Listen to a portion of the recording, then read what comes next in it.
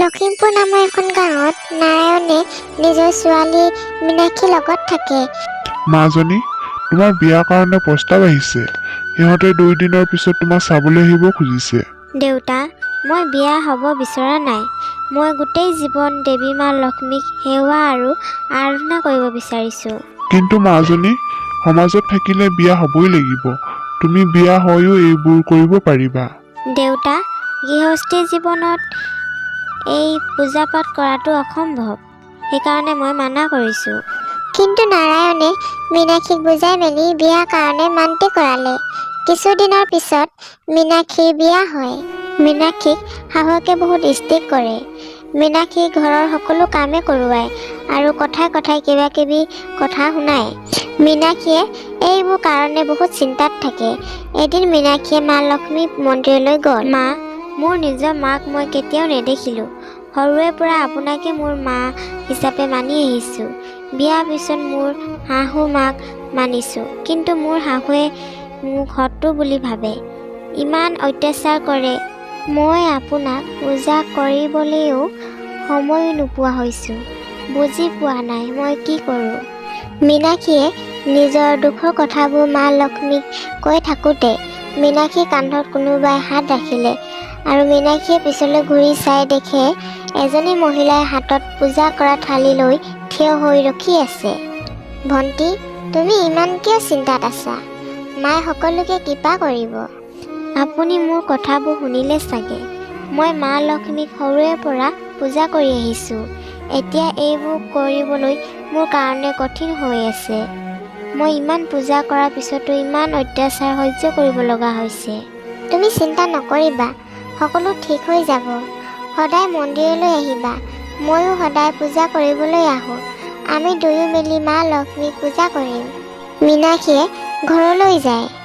শুনা বোৱাৰী, আজি তুমি মন্দিৰলৈ গ'লা, কিন্তু আজিৰ পৰা মন্দিৰলৈ কেতিয়াও যাব নোৱাৰা। এই বাহানা মই ভালকৈ বুজি পাওঁ। মা, মই কাইলৈৰ পৰা সোনকালে আহিম। মায়ে মানা কৰিছে যেতিয়া তুমি মন্দিৰলৈ যাব নালাগে। এতিয়া নিজৰ কাম কৰাগৈ। ভাত বনোৱাগৈ, মোৰ জোৰকৈ ভোক লাগিছে। মীনাক্ষীয়ে চুপচাপকৈ কামত লাগেগৈ। পিছদিনাখন মীনাক্ষীয়ে ঘৰতে পূজা কৰে। গধূলি সময়ত মন্দিৰত লগ পোৱা মহিলাগৰাকীয়ে মীনাক্ষীৰ ঘৰলৈ যায়। তুমি আজি মন্দিৰলৈ কিয় নগ'লা? মোক শাহুৱে মানা কৰিলে। আমাৰ ঘৰটো আপুনি কেনেকৈ চিনি পালে? সেইবোৰ বাদ দিয়া, মই তোমাৰ শাহুৰ লগত কথা পাতিম। মহিলাগৰাকীয়ে মীনাক্ষীৰ শাহুৰ লগত কথা পাতে। বোৱাৰী, তুমি আজিৰ পৰা সদায় মন্দিৰলৈ যাবা। যিমান পাৰা সিমানে মন্দিৰত পূজা কৰিবা। মই ঘৰৰ সকলো কামেই কৰিম। মীনাক্ষীয়ে কিন্তু একো বুজি পোৱা নাছিলে। পিছদিনাখন মন্দিৰলৈ যায় আৰু সেই মহিলাগৰাকীক সোধে, বাই, আপুনি মোৰ শাহুক কি পাঠ পঢ়ালে? শাহুৱে মোক আনন্দ মনেৰে মন্দিৰলৈ পঠিয়ালে যে? তেনেকৈ একো কোৱা নাছিলোঁ। মাত্ৰ কৈছিলোঁ, আপোনাৰ বোৱাৰীৰ পূজা যদি মা লক্ষ্মীয়ে ভাল পায়, তেনেহ'লে আপোনাৰ ঘৰত ধন সোণেৰে পইচাৰে ভৰি পৰিব। কিন্তু এইবোৰ বেয়া কথা। আপুনি নাজানে, যদি এইবোৰ নহয়, মোৰ শাহু আৰু স্বামীয়ে মোক বহুত মাৰিব। আৰু মা লক্ষ্মীক মই মা হিচাপে ভাবোঁ। মই ভক্তি লোভত নকৰোঁ। মই এইবোৰ জানো। যি হ'ব পিছত দেখা যাব। আজিৰ পৰা তুমি পূজা পাঠ কৰাত মনোযোগ দিয়া। মীনাক্ষী সদায় মন্দিৰলৈ যায় আৰু মহিলাগৰাকীৰ লগত কথা বতৰা পাতে। এদিন মীনাক্ষীয়ে মন্দিৰলৈ যাবলৈ তৈয়াৰ হৈ আছিল। তেতিয়া শাহু আৰু গিৰিয়েকে ৰখালে। এতিয়ালৈকে আমি কিয় ধন সোণ পোৱা নাই? তুমি ইমান দিনৰ পৰা পূজা কৰি আছা? বেটা, মোৰ এনেকুৱা লাগিছে সেই মহিলাগৰাকীক মিছা কথা ক'বলৈ আমাৰ ঘৰলৈ আনিছিল, আমাক মূৰ্খ বনাবলৈ। সদায় মন্দিৰলৈ যাব আৰু ঘৰৰ কামৰ পৰা বাচিবলৈ। সকলো কাম ময়ে কৰিব লাগে। মা, মই সঁচাকৈ কৈছোঁ, মই কাকো একো কোৱা নাই। পিছদিনাখন মীনাক্ষীয়ে কান্দি কান্দি মন্দিৰলৈ যায় আৰু সেই মহিলাগৰাকীক বহুত বিচাৰিলে যদিও ক'তো নাপালে। নিৰাশা হৈ ঘৰলৈ উভতি আহিলে। মীনাক্ষীক খালী হাতে অহা দেখি শাহু আৰু গিৰিয়েকে বহুত খং কৰে আৰু মীনাক্ষীক ঘৰৰ পৰা উলিয়াই দিয়ে। মীনাক্ষীয়ে ভোক পিয়াহত ঘৰৰ বাহিৰতে শুই থাকে আৰু সেই ৰাতি সপোনত সেই মহিলাগৰাকীক দেখিলে আৰু ৰূপ বদলি কৰি মা লক্ষ্মীৰ ৰূপত আহে। মীনাক্ষীয়ে মা লক্ষ্মীক দেখি কান্দিব ধৰে। বেটি, এই লোভীয়া লোকসকলে কেতিয়াও সন্মান নিদিয়ে। মই তোমাৰ লগত আছোঁ, সকলো ঠিক কৰি দিম।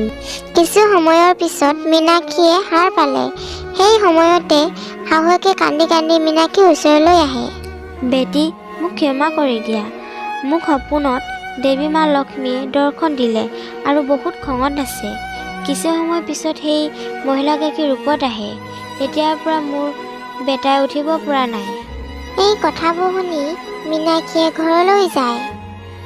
গিৰিয়েকে হাত ভৰি হিলাব পৰা নাই। মীনাক্ষীয়ে কান্দি কান্দি মা লক্ষ্মীক পূজা কৰিলে। কিছু সময় পিছত তাৰ গিৰিয়েকে ঠিক হৈ গ'ল। তেতিয়াৰ পৰাই মীনাক্ষী শাহু আৰু গিৰিয়েকে পূজা কৰিব ধৰিলে। যিসকলে জীৱনত ভাল কাম কৰে সেইসকলক ভগৱানে সদায় সহায় কৰে।